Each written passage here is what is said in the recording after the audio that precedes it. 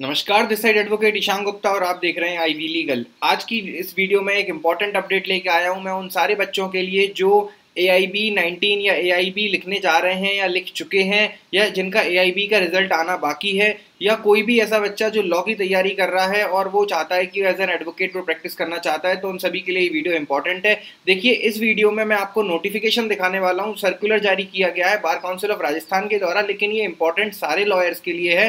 सारे लॉयर्स जो एडवोकेट बनना चाहते हैं, जो AIB देकर एडवोकेट बनेंगे, उन सब के लिए ये वीडियो इंपॉर्टेंट है। तो देखिए, सबसे पहले तो आपको अगर एडवोकेट बनना है तो वो बहुत मैंडेटरी क्राइटेरिया है कि आपको या तो 3 साल का LLB या 5 साल का LLB करना होता है, इंटीग्रेटेड वाला। जैसे ही आप LLB अपना पास कर लेते हैं, उसके बाद आप स्टेट बार काउंसिल के साथ अपने आप को एनरोल कराते हैं, और एनरोलमेंट कराने के बाद आपको 2 साल की टेम्प्रेरी सनद मिल जाती है, टेम्प्रेरी एनरोलमेंट नंबर मिल जाता है, जो बाद में परमानेंट होता है। बाद में परमानेंट कब होता है? AIB पास करने के बाद, ऑल इंडिया बार एग्जामिनेशन पास करने के बाद वो टेम्प्रेरी नंबर परमानेंट होता है। तो 2 साल का जो पीरियड होता है, उस 2 साल के अंदर आपको आप अपने कंसर्न स्टेट बार काउंसिल के में एनरोलमेंट कराने के बाद आपको 2 साल के अंदर अंदर AIB को पास करना होता है to make yourself as a advocate with permanent enrolment number.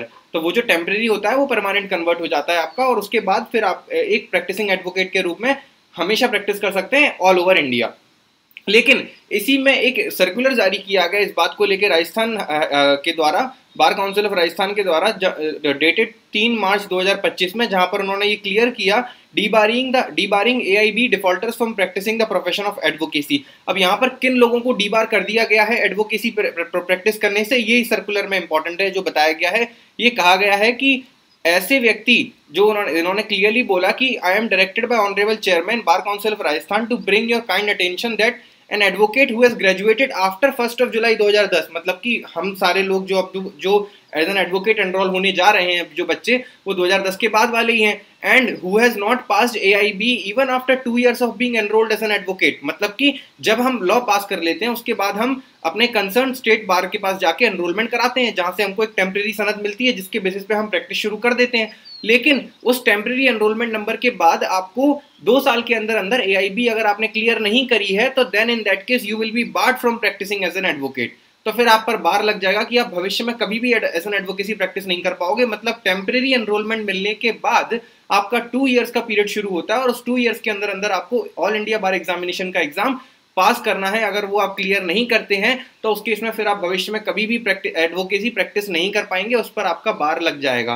तो सीधा सीधा मतलब ये है कि इसके बाद आपका एडवोकेसी से कोई स्कोप नहीं रह जाएगा। आपने भले ही लॉ किया है, आपने एनरोल भी किया था, लेकिन आप प्रैक्टिस नहीं कर पाएंगे, क्योंकि 2 years का टाइम पीरियड था। उस 2 years में अगर आप AIB नहीं देते हैं, क्योंकि अक्सर ये पाया गया था कि लोग इस सर्कुलर्स को सीरियसली नहीं ले रहे थे। ये ऐसा नहीं है कि ये सर्कुलर आज आया तो रूल आज ही आया है, ये रूल बहुत पहले से और हर स्टेट बार काउंसिल के अंदर अप्लाई होता है। लेकिन राजस्थान ने ये स्पेसिफिकली लोगों की जानकारी बढ़ाने के लिए, उनकी नॉलेज में लाने के लिए सर्कुलर जारी किया है, ताकि लोगों को पता चल पाए कि ऐसा भी कुछ है, ताकि वो इस 2 years पीरियड को सीरियसली लेकर AIB एग्जाम को पास करें और अपने टेम्प्रेरी एनरोलमेंट नंबर को परमानेंट में कन्वर्ट करें।